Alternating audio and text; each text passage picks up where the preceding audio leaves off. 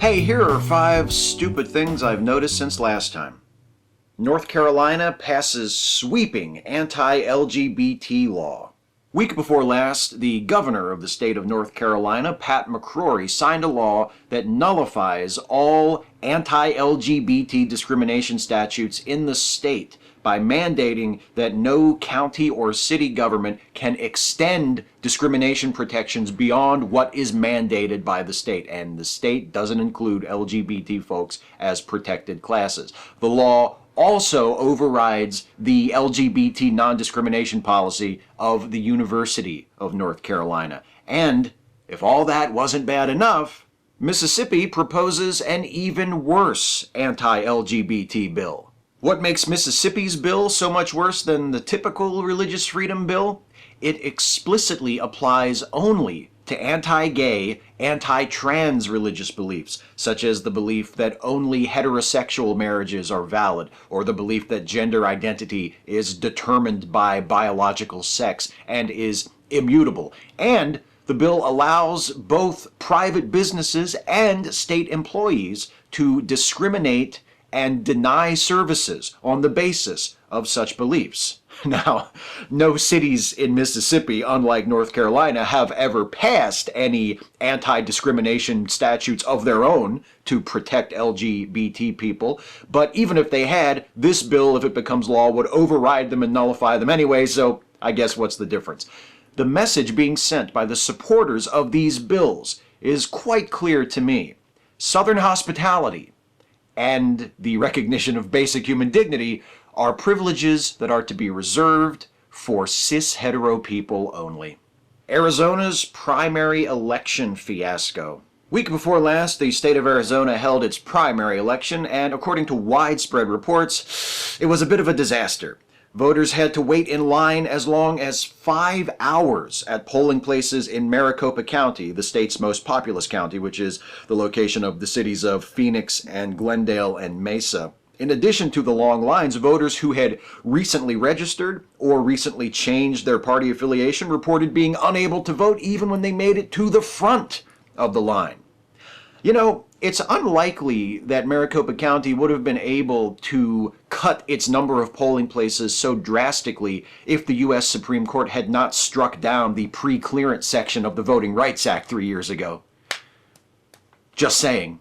Trump defends campaign manager charged with assault.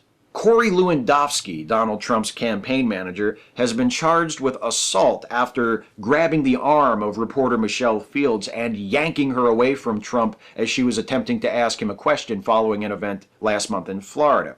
Videotape evidence and eyewitness reports corroborate Fields' version of what happened, but Trump is standing by his campaign manager, blaming the entire thing on Michelle Fields and wondering why she didn't, yell or scream or something if it was that big of a deal at the time.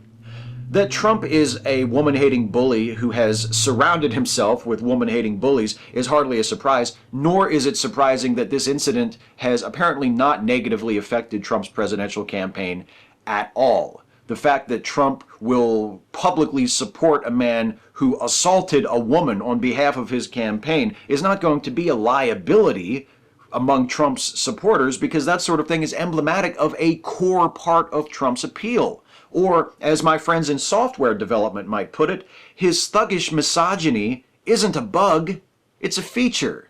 New poll establishes widespread anti-Muslim sentiment in U.S. Also at the core of Trump's appeal, his suggestion that Muslims hate us and want to kill us. And if a new poll by Morning Consult is any indication, these anti-Muslim feelings go far beyond Trump's base of support. Half of all those polled said that they would support a temporary ban on all Muslims entering the U.S., and 49% of those polled said that they would support increased patrols by law enforcement through predominantly Muslim neighborhoods. 70% of Republicans polled supported such measures, which isn't that much of a surprise, honestly, since Islamophobia is practically a plank in that party's platform. But nearly half of all independents and over 1/3 of all Democrats surveyed also said that they would support a travel ban and increased neighborhood patrols. which I guess shouldn't be that surprising either, but it's still depressing for me to be reminded that baseless fear and xenophobia are not Republican or Democratic attributes. They're not conservative or liberal attributes. Hell, they're not even American attributes. They're human attributes. And that is a problem that I do not know how to fix. But I know this: denying it isn't going to help anybody, least of all ourselves. The hardest part is only picking 5, and usually at this point I would say catch you next time, but instead I will say catch you in 2 weeks for the first episode of The Low 5. Thanks for watching, everybody. Take care.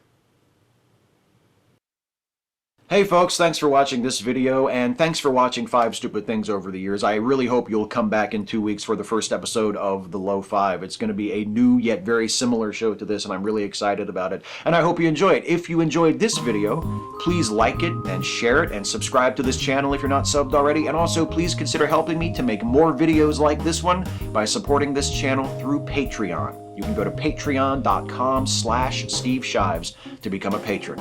Thanks again for watching, and I'll see you next time.